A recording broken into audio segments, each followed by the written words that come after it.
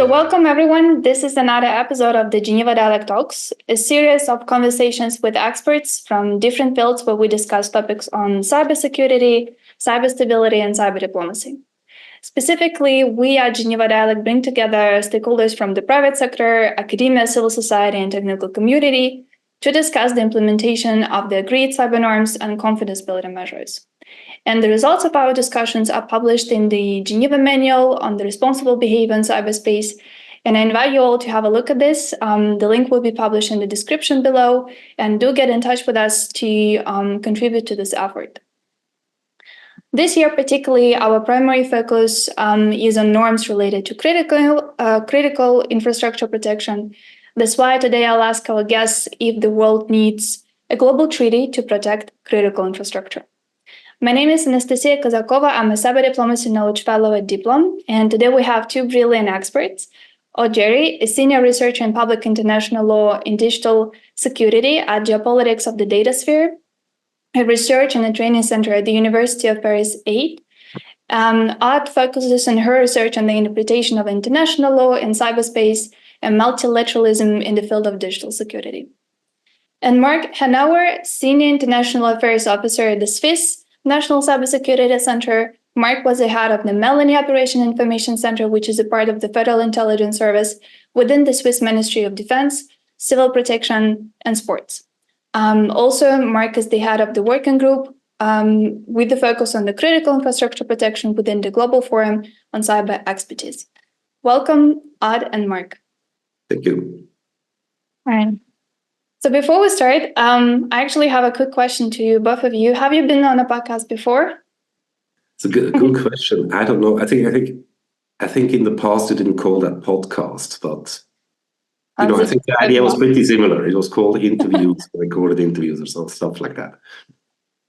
Yeah, so I'm now a regular podcaster. Just try to be a true millennial, I guess. Not on like this format, no. Okay, so mostly it's your official first time. Yes. So we try to keep our conversation today informal as much as possible, but we'd really like to dig into further to the details, actually how we could enhance the security of the critical infrastructure. And our conversation will be largely based on the article, which I published recently with another co-author. We'll also share the link in the description, where particular Art said that a new treaty to protect critical infrastructure is needed. So without wasting any time, my first question will be to the main point: why do we need this treaty? And which challenges would this help to address? And basically, why a legally binding instrument? So Odd, the first question to you, and then to Mark. So maybe we will try to unpack a little bit behind this grand idea for our audience. Thank you, Nastia, and thank you for the invitation. Super happy to be here. So just to go back on the title of the article that I wrote with Patrick Pavak, the title is a bit catchy, but the goal of the article was more to think about, if we want to put forward a more positive agenda on the treaty issue and not just say, no, we don't want a treaty on cybersecurity or critical infrastructure or whatever, we'll talk about it more likely. What could it be? Because for the past 25 years, we know some states, including the Russian Federation, has been pushing for new legally binding instruments at the UN. Some concept notes have been put forward last year, and many Western and other like-minded states have negatively reacted to that proposal for many different reasons. But considering the states of international discussions, with Patrick, we thought, well, maybe we should, try to start thinking about what a treaty could be if there was to be some treaty negotiations. And we came to the conclusion that the protection of critical infrastructure would be a good topic for having a treaty. Now, if you ask me personally, do we need a new international treaty to protect critical infrastructures? I think I will give you a lawyer answer and say, I'm not sure, it depends. Because I think there are, when you ask these questions, there are four sub-questions that you need to answer. First, what's the starting point of the discussion, both legally and politically? And here, I guess it's that international applies in cyberspace, that we have soft law, norms, CDMs, UNGA resolutions on the protection of critical infrastructures. So we're not in a legal vacuum.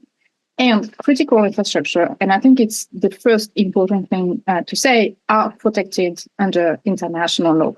They do not enjoy a specific protection, but because international law applies in cyberspace, they apply to state cyber operations against CI. And the other element of the starting point is that despite the applicability of international in cyberspace, CI keep being targeted by state and non-state actors. And then when thinking about whether or not we need a treaty, the other question would be, what are the big objectives that you try to achieve with a treaty on CI protections? Well, here I think we can think about two big objectives. The first one will be state stability and security, because our societies are more and more digitalized. So the compromission of CI networks and data can threaten a state's stability and security. And the other one would be overall resilience of our society, because the interconnection of networks and the way they operate mean that the security and safety of one also depends on that of the others. And the third question is, what are the more immediate objectives that you try to achieve with a treaty?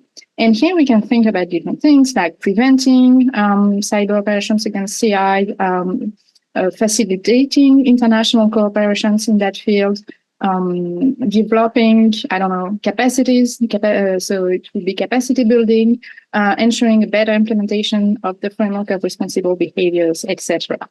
And depending on the immediate objectives and how they answer the biggest objectives, I'm not sure that we actually need a specific treaty on the protection of CI. And the last thing that I would say is that when mentioning a treaty, I think there are a lot of fantasies about what a treaty can achieve. And this fantasy is partly based on the fact that there is a confusion between the bindingness of the instrument and the obligatory nature of its content, meaning that you can have a legally binding treaty, but if the provisions in the treaty are so vague, then states will have complete freedom in implementation. They will implement it in many different ways, and you won't, achieve harmonization and maybe a better level of cybersecurity. So sometimes having non-binding instruments, but that are very precise in the content, is better than having a binding treaty with a very vague content. So careful with the treaty word. It really depends on what you want to achieve. Excellent. It's really good point that you made. The last point specifically, because thinking of the cybercrime treaty, the process which is happening, still happening between states, the treaty would be binding nature if that's finally negotiated and adopted. But there's a lot of question and how this would be enforced. And again, the language is probably many stakeholders are not happy about this because it's really vague in many places, where actually more precise text many stakeholders would really like to see. So that's a good point. But Mark, whether you had a chance to look at this article or whether just the question, do you believe that international community needs a treaty to protect critical infrastructure? Well, it's a direct question, but I think I would answer it rather similar to Odd. Take care with the word treaty and whether that's really necessary, to have that at the moment, because as it was mentioned already, there is quite a lot happening on the international fora. You mentioned the cybercrime negotiation right now. On that field, we have different initiatives that try to make certain things more binding. that was already mentioned as well. I mean, if you look at the article, I think it's a very thoughtful article, and I thank for that actually. Odd's article. It also lists very clearly that there were approaches before to somehow, get that concept, the Geneva Convention on Cybercrime, I think, was mentioned, and other things, which didn't fare too well. And I think key point there is exactly what was said in the end. So let me go from that, or come from that angle.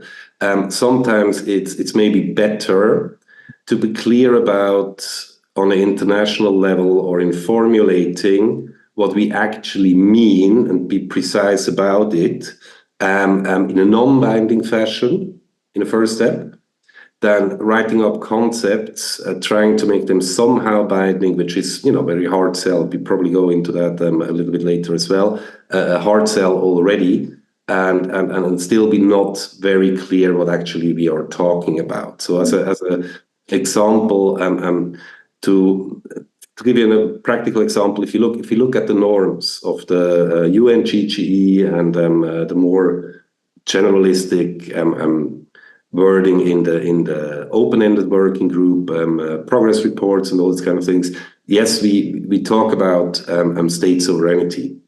We write that down. We talk about critical infrastructures, but as a matter of fact, if it comes to operationalizing these norms, we still struggle on the international level. That's my personal view there. We still struggle in really understanding what does that entail. We'll come probably later to that as well.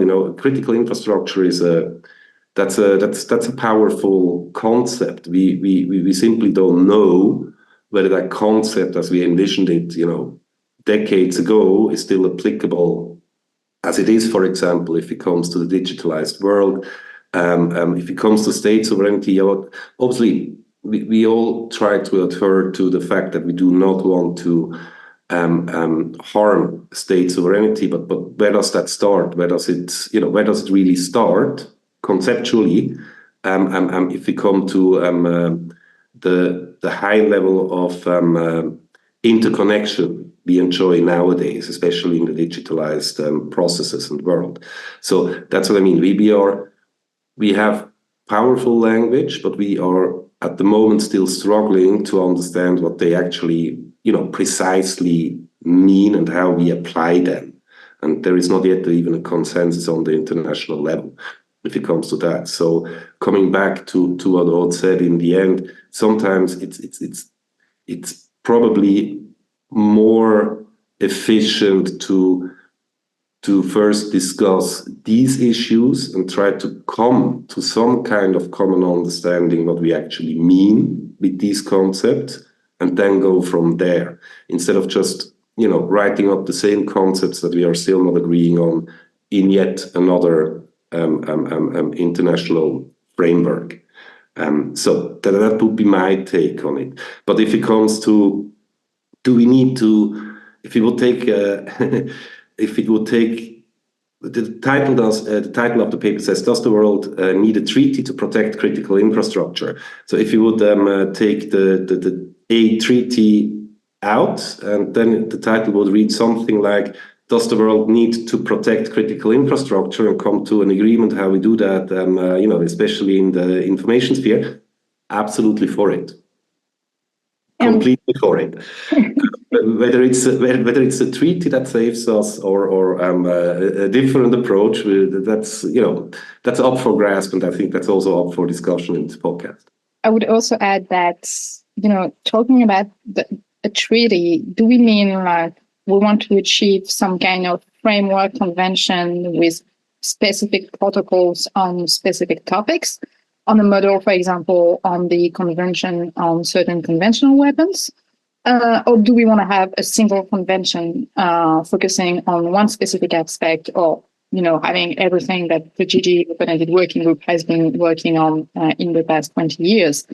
So even the term treaty, you have different forms of treaty, and that should be taken into considerations, because you might have, for example, if you have a framework convention with protocols, then you will have some institutional measures and provisions in it that you might not want to develop in a single convention. So let's not forget about the different forms of treaty that can exist also.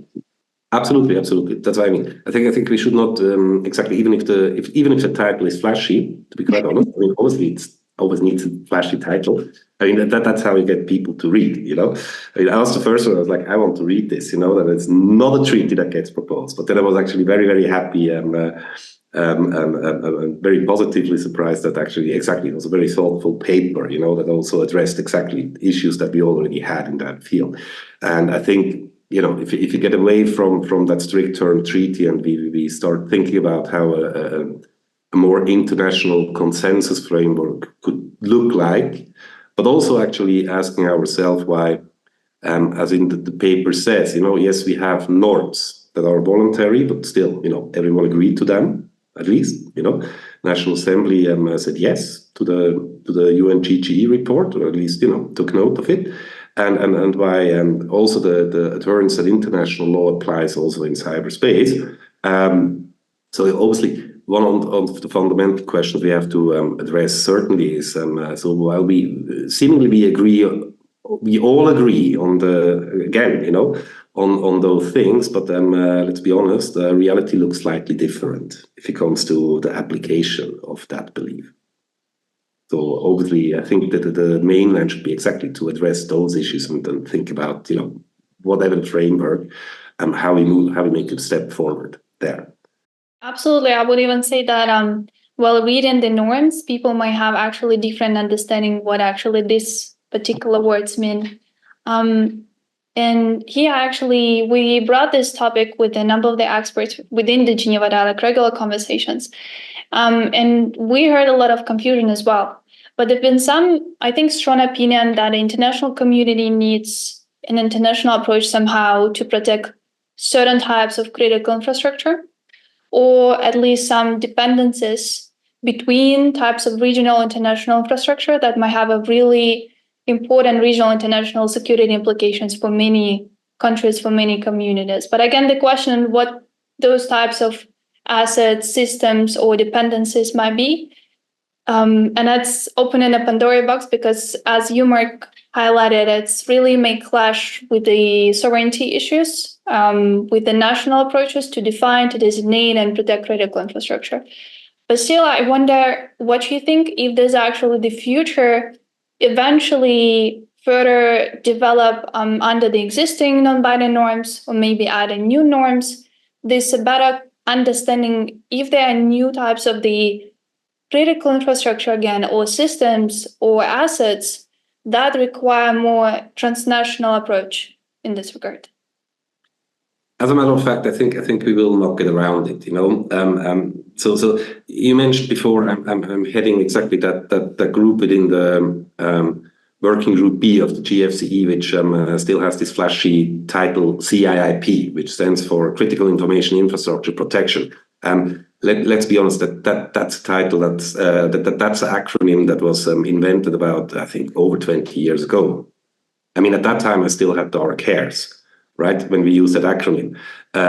So you can imagine how old that concept is. And I think obviously we have to deal with the fact that this crystal clear separation between that's critical and this is just neglectable. I think that doesn't work anymore, especially if it comes to the whole information domain, if the cyber domain, for that matter.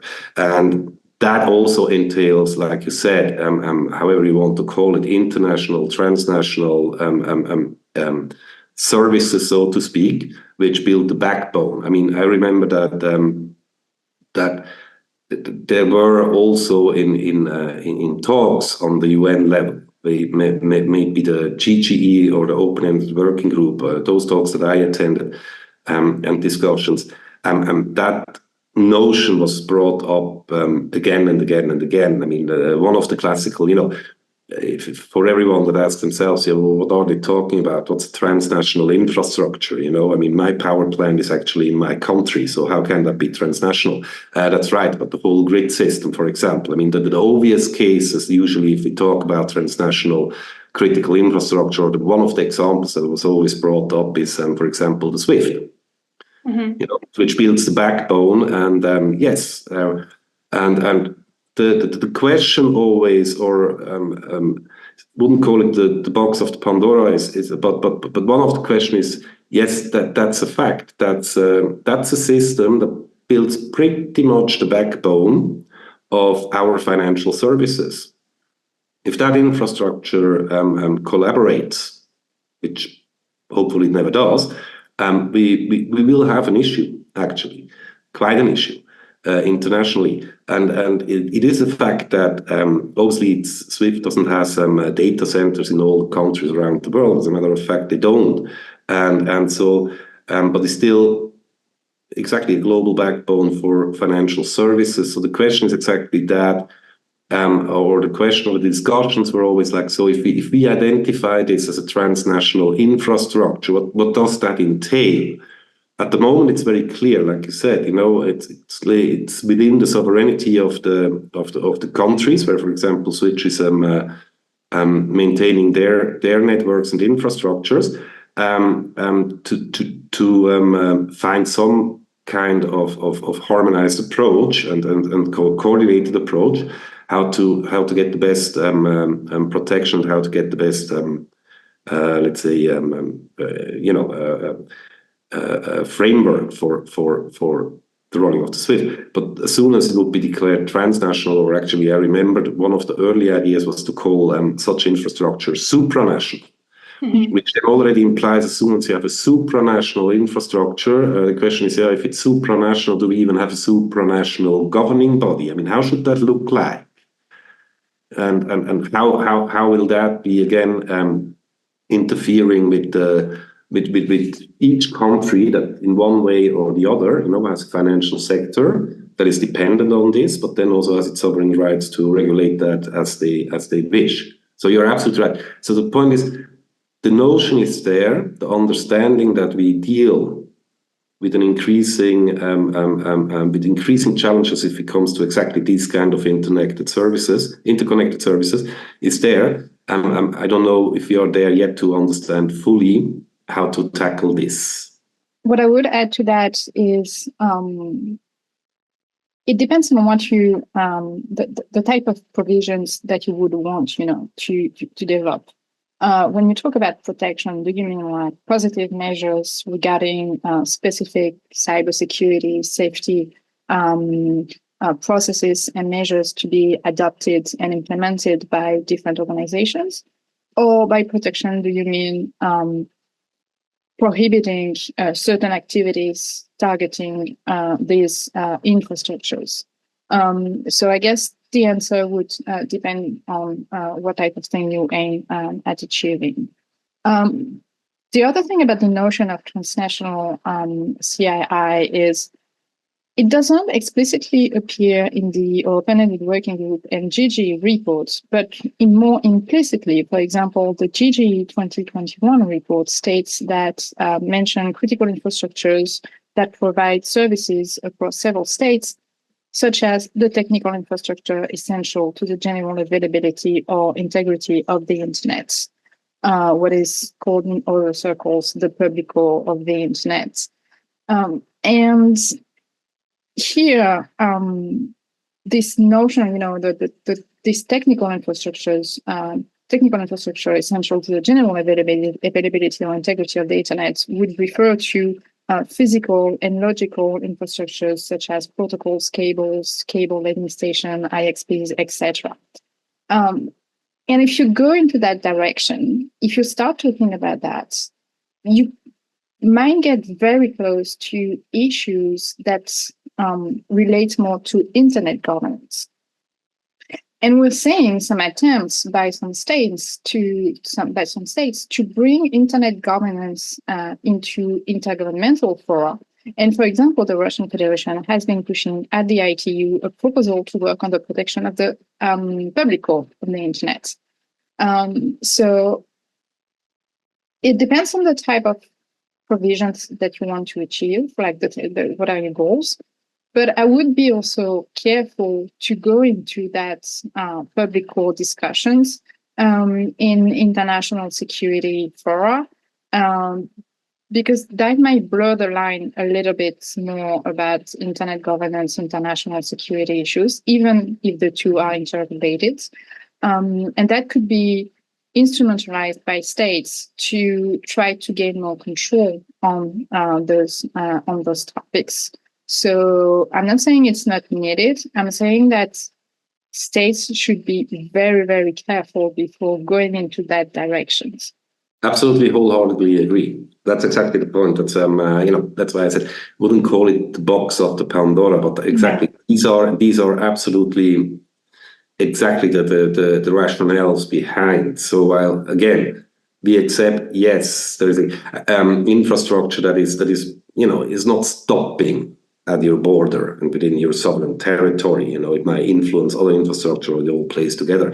I think if it comes to the as you call it, like I think in the end it was called something like the core functions of the internet, or it changed about several times how we called it in the end.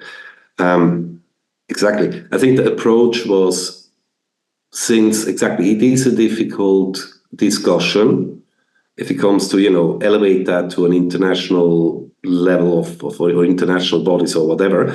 On the other hand, I think the approach that was chosen to make clear that this exists, that there are interdependencies, and that, sometimes state actually sits on one of those, specific functions or whatever, to remind that state that is also for a greater good, and to remind the state that, it cannot just fiddle around as it wish, but it has to also understand that it feeds into an inherently international system. So I think that was a little bit the approach that was taken, and that's where we stand now. But absolutely right, like you said, there is that trade-off as soon as we try to tackle this internationally, that obviously you will have interest in play. But I wanted to also follow up, maybe again, as I see this clash of the two logics, or at least the reality is, where at one hand it's a national prerogative of states to define the elements of what the critical infrastructure protection framework would look like, what are those CI sectors would be, but at some time, which is especially I think relevant for a number of the smaller countries, the critical infrastructure largely depend on a number of the services and the products that are transnational by nature, meaning they've been provided by companies, organizations around the world. There are few of actors on the market. They are coming from another jurisdiction, and the critical sectors or systems may really depend on this type of the services. So I see sort of the challenge here for a government to actually be in line with this logic of the national sovereignty to ensure the protection of the critical assets, because a lot of the services more and more would actually depend on overseas actors that they cannot effectively control, I would say. Maybe you would disagree with me. Just curious what you think. On that, I think you're making the distinction between assets and the infrastructure in itself. When we were thinking about the protection of CII, of critical infrastructures or CII, we were really talking about infrastructures and their networks and systems in themselves, and not so much about, bringing assets in your country from and assets that are being developed by companies registered in another country. On that, I must say, I don't have any specific thoughts about the, related to the treaty discussion. Exactly, it's how we define the scope. What defines a critical infrastructure here, and then you don't care about exactly the assets or the infrastructure it needs to actually provide those critical services. But obviously, it's a discussion as well that you can have, especially if it comes to smaller countries. I mean, Switzerland is a small country, and obviously, if you look at critical infrastructure providers, what we deem providers of critical services or infrastructures. Yes, if it comes to the digitalization and the information domain or the cyber, so to say, cyber domain, the use of information communication technologies. Yes, we have a complete dependence on other countries or actually companies, which also brings me to a point which maybe we can delve into a little bit later. I bring up is one of the things that's also why I'm always a little bit not reluctant if it comes to thinking about new international initiatives which could be pushed forward on a state level. What we have to understand is that at the end of the day, whether we include assets or not, like Odd said, what we have to understand is most country actually, if we talk of critical information infrastructure providers, right? We talk about private industry, we talk about economy, we talk about companies, that either provide that or provide exactly the underlying infrastructure and solutions to provide those services, right?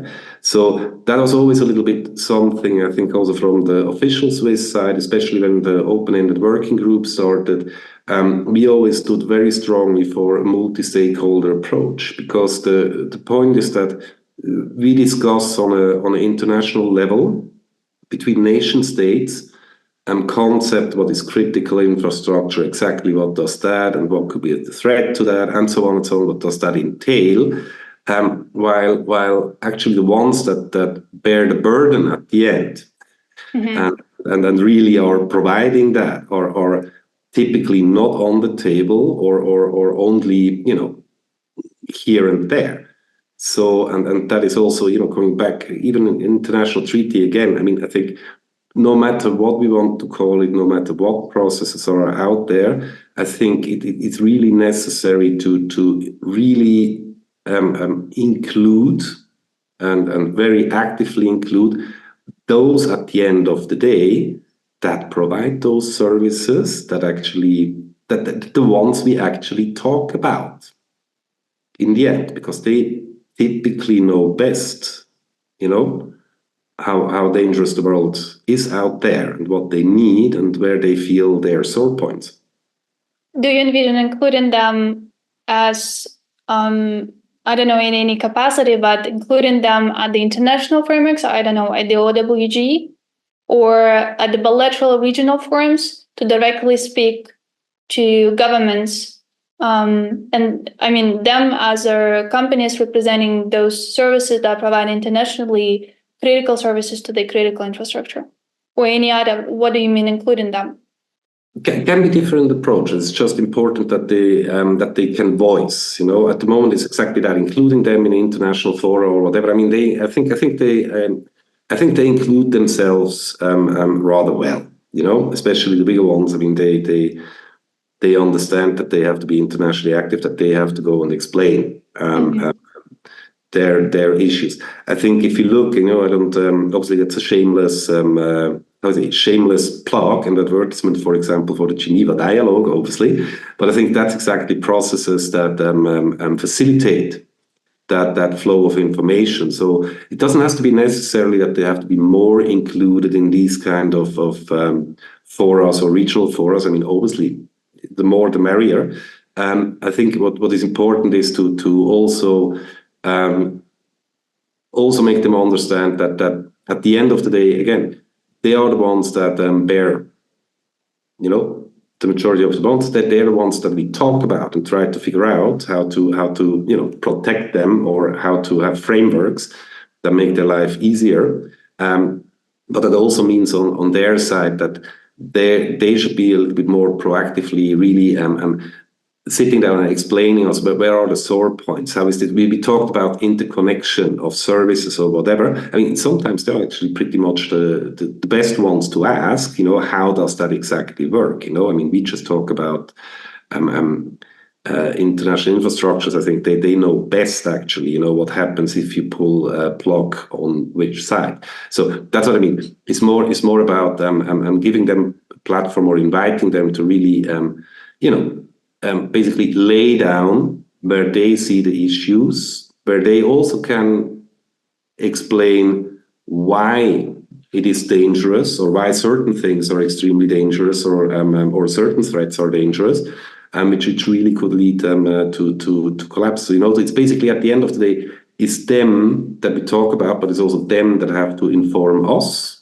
More also on the research level, but obviously also on the state level, where their real sore points are. And help us understand, just full circle what I said in the beginning. We still struggle what's a critical infrastructure. Where's the sovereignty of the state?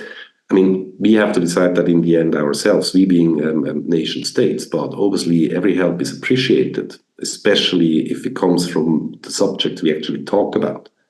I just recalled a few remarks of the Geneva Dialogue experts who represent actually critical facilities, and I think located in several jurisdictions. And we designed a scenario-based discussion to be in a question: how would you respond to the incident? Whether you go to a national CERT, which is effectively part of the National Cybersecurity Center, or the Ministry of Defense, or any other, depending on the jurisdiction. And there's been a common view that we should be really cautious, proactively coming to the government, because sharing more may actually push back or backfire to the critical facilities.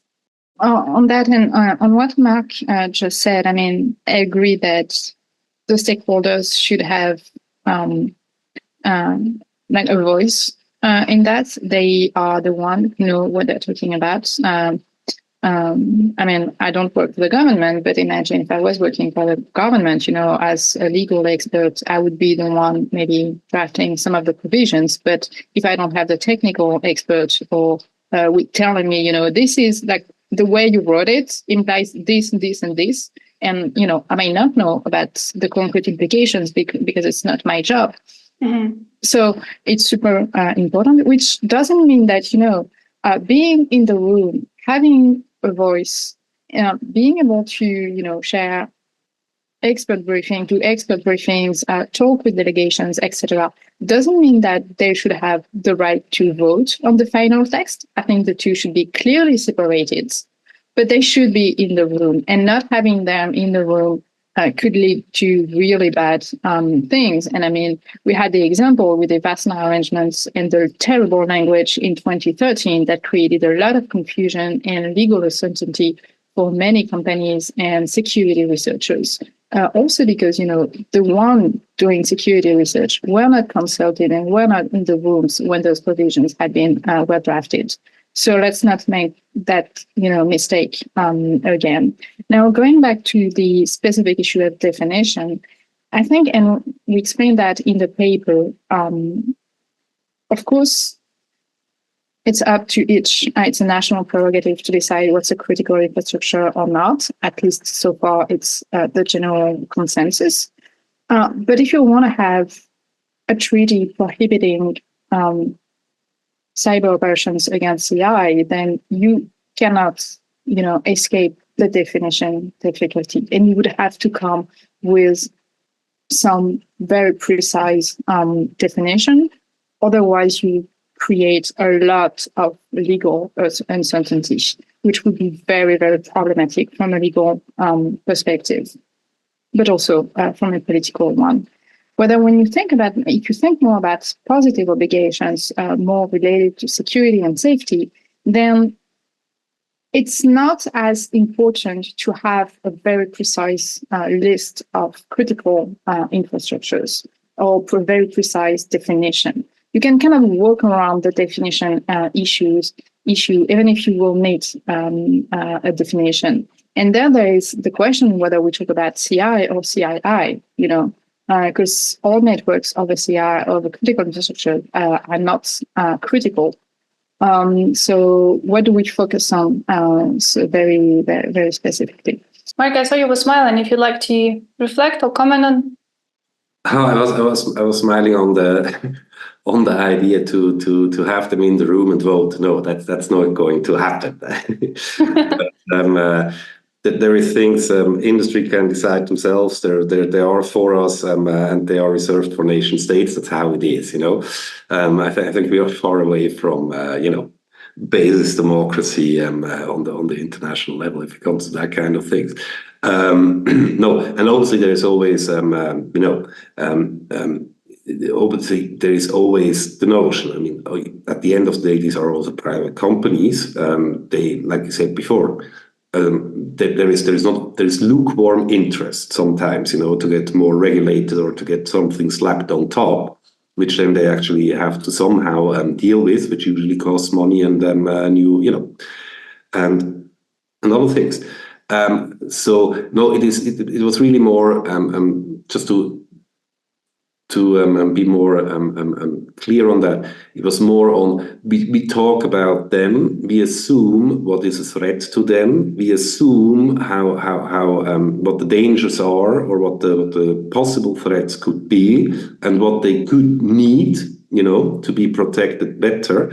But at the end of the day, it's also up to them to tell us where they see, again, like I said before, the sore points, but it can be anything else. Like, look, because sometimes talking to private industry, especially if it comes to critical infrastructure providers, they're like, it's very interesting that you talk about this.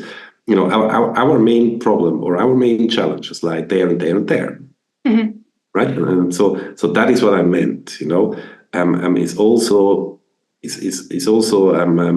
up to them to lay out where they see the real issues and problems, and by that helping us maybe, or helping us to maybe come up with a more clear understanding of what's actually critical about this and how to go forward. That's what I meant. But yes, obviously not having them vote on the next open-ended working group progress report. I think that's not going to happen. And we see that actually is not happening already, even though some companies actively, consistently trying to be part of the discussion. But I also wanted you partially answered my question on the role of the non-state stakeholders in the critical infrastructure, international regional framework, let's say. But I think there's another type of the actors, of the private actors, that I also wanted to ask your opinion. Few actors in the hands of which really important, I think, asset lies, which is the threat intelligence and cybersecurity expertise, which is really tremendously critical for protecting critical infrastructure. And again, globally, we see that a few actors that are geographically diverse. And given the current polarization, geographically diverse, they're getting even less. And in terms of the research that they're conducting, we understand, and they actually explicitly saying that the research is quite selective based on the data that they see. It's not just a comprehensive research, but just kind of the outlook to one particular angle, what's happening in terms of the global threat landscape.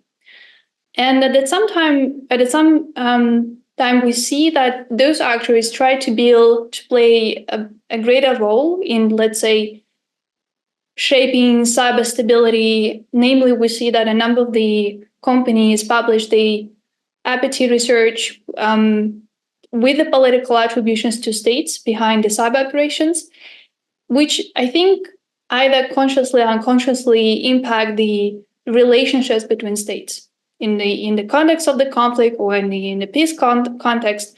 So I wonder, imagining any provisions for enforcing, or let's say operationalization of the existing norms, or designing a new non-binding or binding mechanism for the future, do you see that there should be definitely a separate discussion on behavior of these actors? I'm not sure that this should be the topic of any specific provisions. I mean, and what would it be like, for example, private companies should not attribute campaigns, malicious behaviors to state actors. I mean, I don't really see I get your point. And I think there is a lot of research to conduct on the impact of private sector research and APT report and the reports that they do, where they attribute whether we call it technical or political attribution, and if the two are separate, but sometimes they're still kind of, playing with the line. There is a need to conduct specific research and to better understand the impact of this research on the overall global stability environment, on the international stability and security. But I'm not sure that we should start, saying, well, companies should not make this kind of attribution, because the role of this company is super important also to understand the threats, to know what's happening. And I mean, we all been, working in this field for many years. And I remember when I started, I think it was around 2012, 2013, something like that. There were very few reports on states' cyber operations and states' malicious activities. And so for me, as a legal expert who wanted to work on this topic and on the application of international law, there was a lack of information. And so having now all these reports, so maybe too much information, but at least the information exists. And it's also very important to have all this information to raise awareness to the broader audience. And this kind, maybe a podcast, then, makes the link between the technical community and the expertise and the report that they will publish and the broader public, to make them understand that, there are threats. It's important when, you have this little thing saying, well, you should, update, your computer. Well, then do it. It's important. There are reasons why you have this information. So the benefits of this kind of publication, I think, is more important than the negative impact. But now it's up also to every expert and to states to also understand the limits of this kind of research. As you said, they have a specific view of the threats. And with the international situation, it's becoming more and more selective, which is problematic. And so everyone should be aware of that and should take that into consideration when using this kind of research to make general judgments about cyber instability. I agree with you. Just your answer helped me to clarify a little bit the question. I think there's a subtle difference, between, publishing the information about the attribution, technical mostly, or, technical, let's say, and the difference between making the decision publicly name another state, which is, I do remember I've heard before that other delegations that it's only states what can actually do. So there's a question, will it help to maintain the new so-called neutrality of the cybersecurity research if the companies would be more and more involved in the naming and shaming of the states beyond publishing the technical attribution? First, I just want to pretty much echo what was said before. I mean, we have to understand private security companies in that field. I mean, are extremely valuable, and I think nowadays everyone, is also depending on them if it comes to, cyber threats, intelligence feeds, whatever it is. They are an extremely important part of the whole information sharing and gathering ecosystem, so to speak, which makes up still quite one line of defense if it comes to protecting yourself.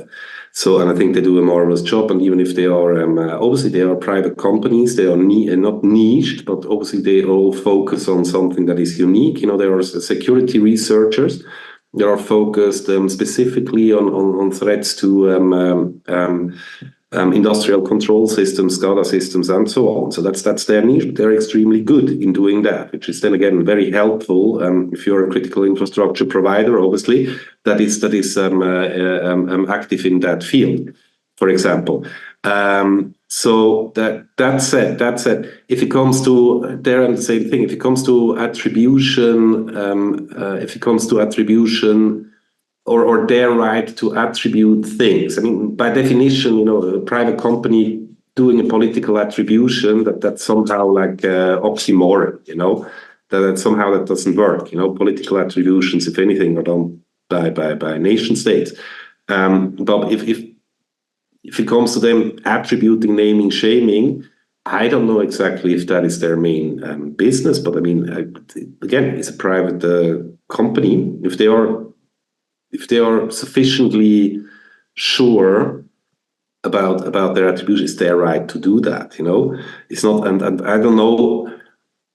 It depends a little bit, but even if a private security researcher attributes something to a state organization or whatever, it's not the victim state that does this attribution. So coming from a purely now formalistic international politic fields, so what?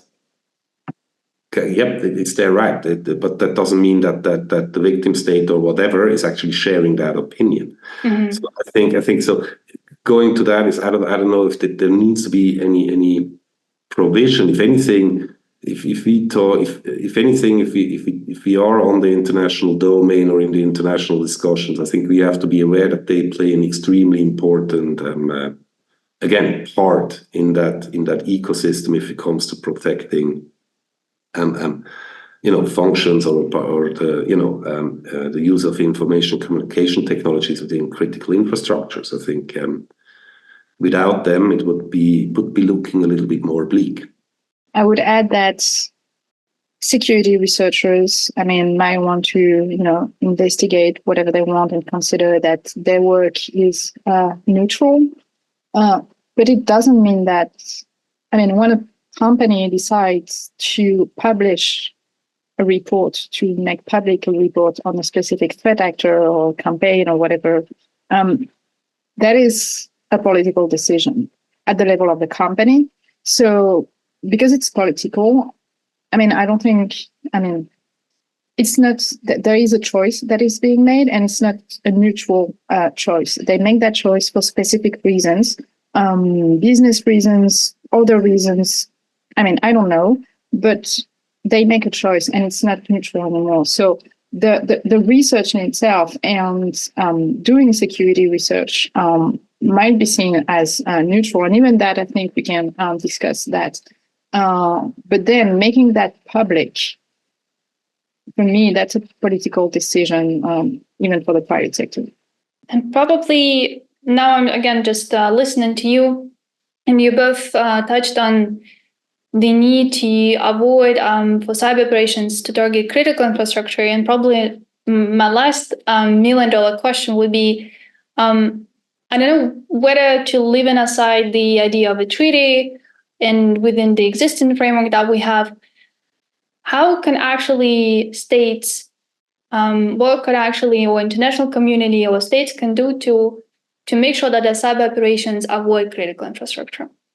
And in this context of this big question, the second question would be whether you heard of the proposal of the Red Cross to develop this digital emblem to at least give legal protections for digital infrastructure of medical facilities and Red Cross facilities.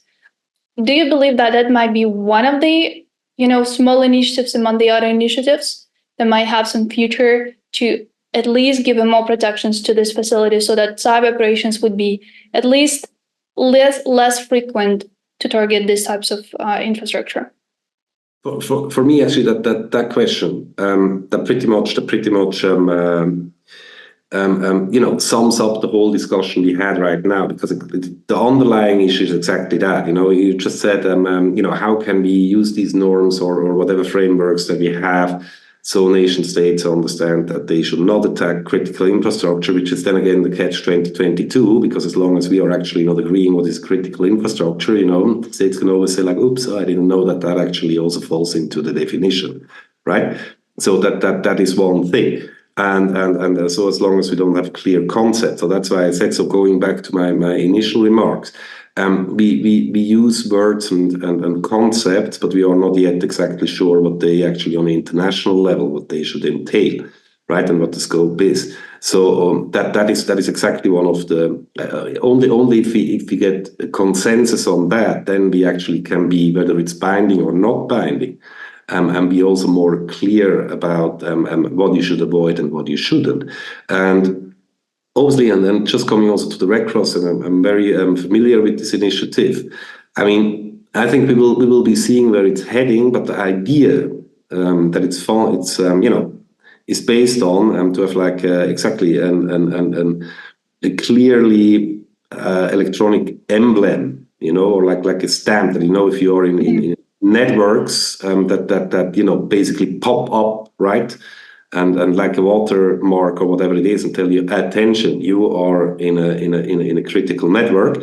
I mean, the idea is certainly sound. Why not? In a physical, if it comes to the physical world, the offline world, Red Cross is acting the same by having a red cross on cars and their tents and whatever it is. So I think it comes a little bit, comes from that analogy.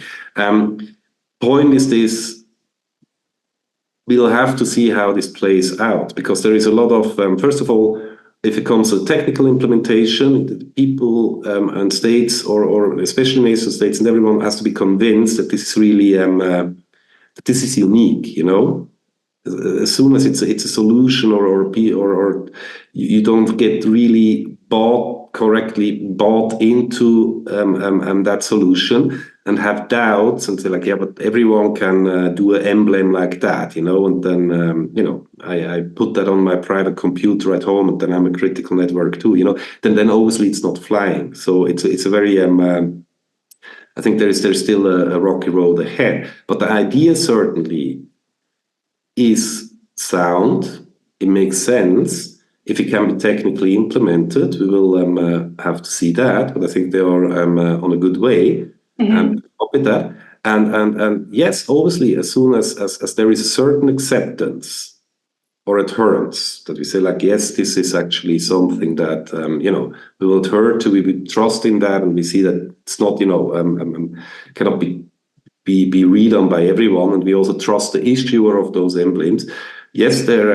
If I talk to other or even regulators, from critical sectors, trust me, there is interest in that. There is a lot of possibilities where we can develop that into.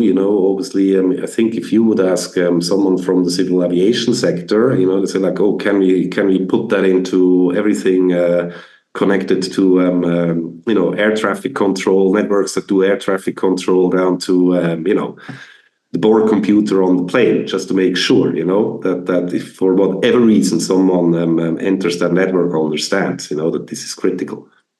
What do you have any thoughts here as well? So to your first question, how can cyber operations avoid critical infrastructures? I mean, that's, for me, the answer is super easy, is respect international law. Because international law, general international law doesn't, we're talking about, like, for example, principle of sovereignty, non-intervention, prohibition of the use of force, etc. I mean, they don't care whether it's critical, we're talking about CI or not. So this would, eliminate the definition issues.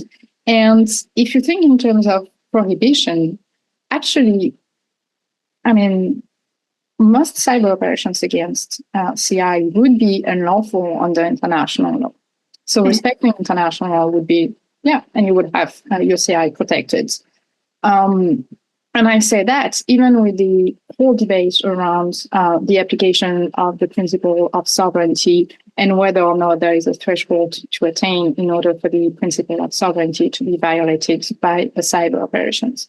The reason is, if we imagine that states start negotiating and discussing a prohibition of cyber operations against CI, then they would definitely limit the prohibition to cyber operations that cause certain damage to CI.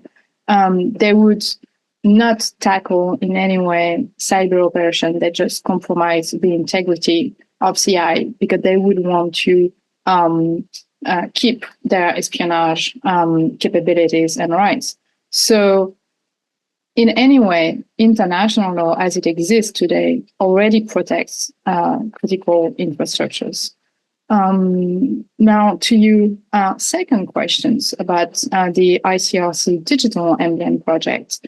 As a general matter, I'm always very reluctant when someone says, well, we should bring, concepts and mechanisms that exist in specific contexts, which are armed conflict, with a specific legal framework, international humanitarian law, into what we call peacetime in general. The ICRC under IHL enjoys specific protection.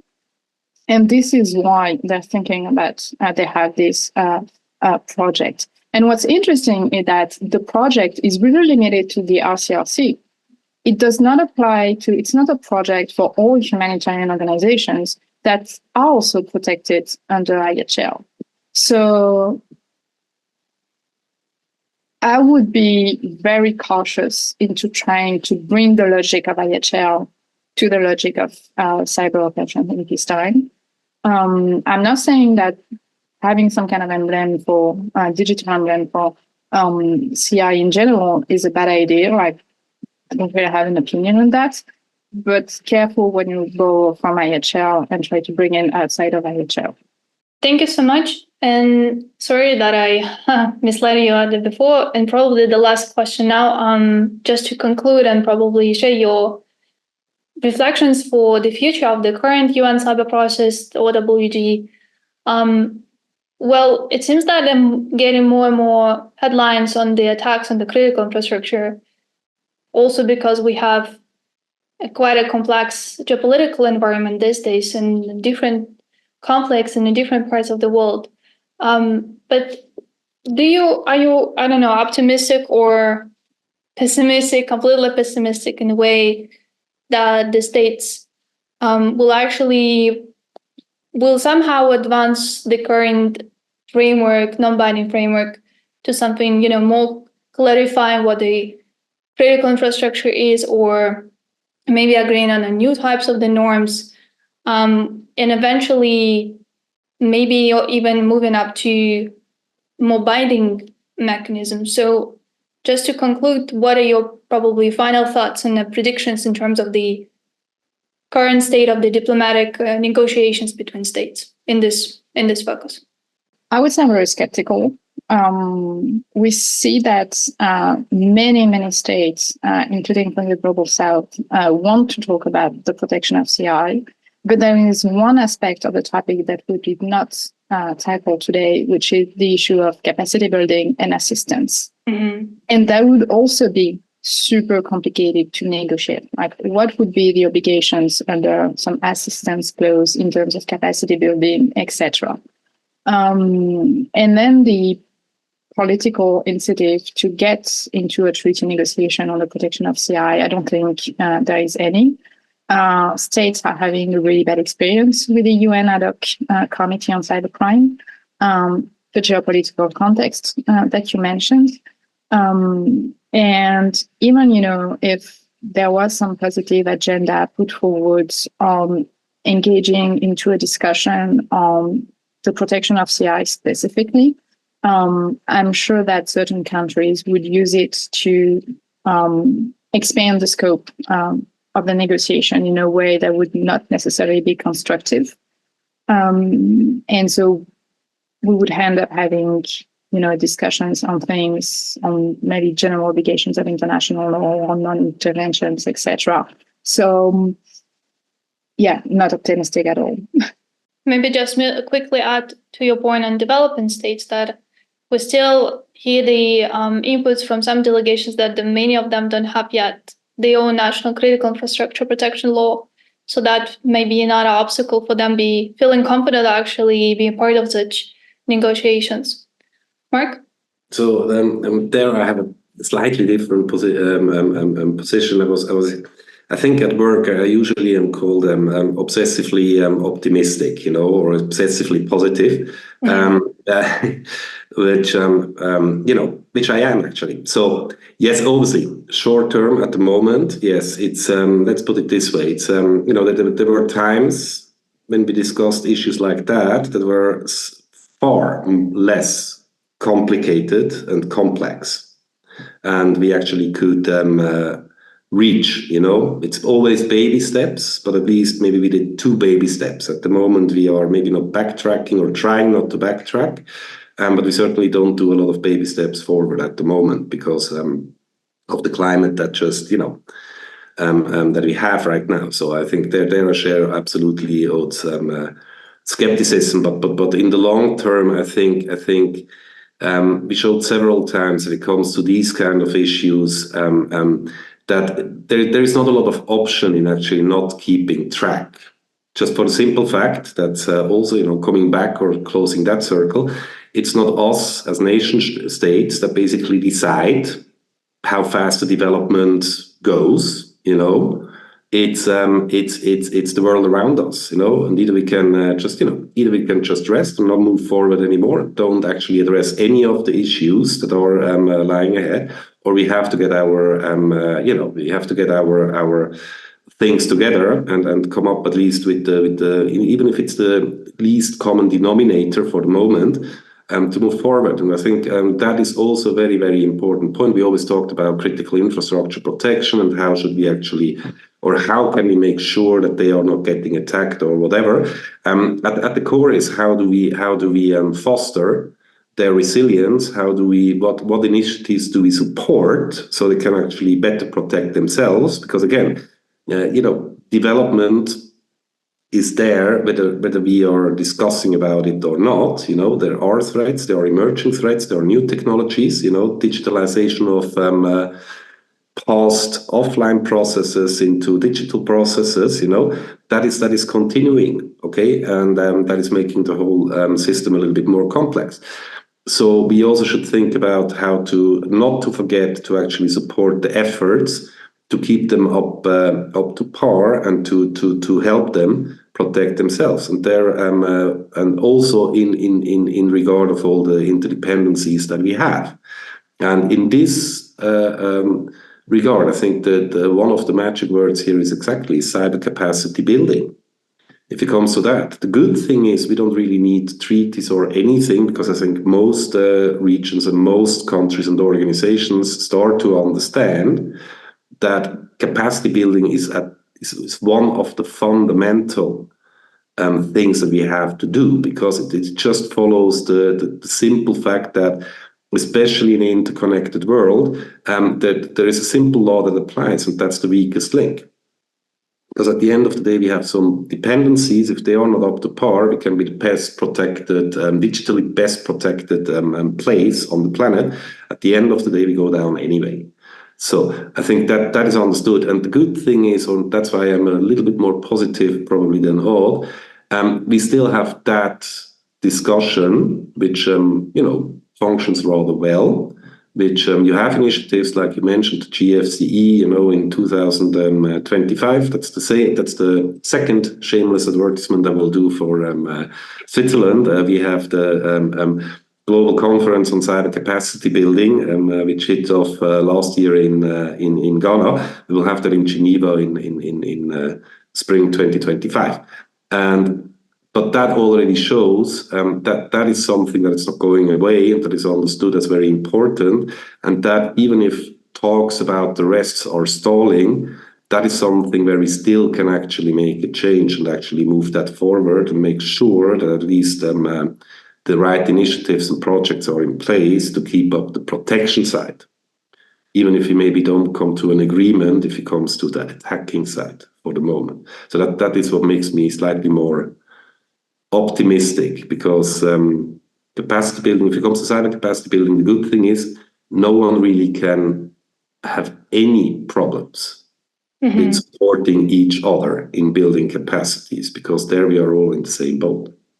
I read the zero draft of the annual progress report today, and I saw the proposal for a capacity building fund or something under the UN umbrella, which I understand might be an interesting idea, but still, that's the reality. There will be, again, political issues.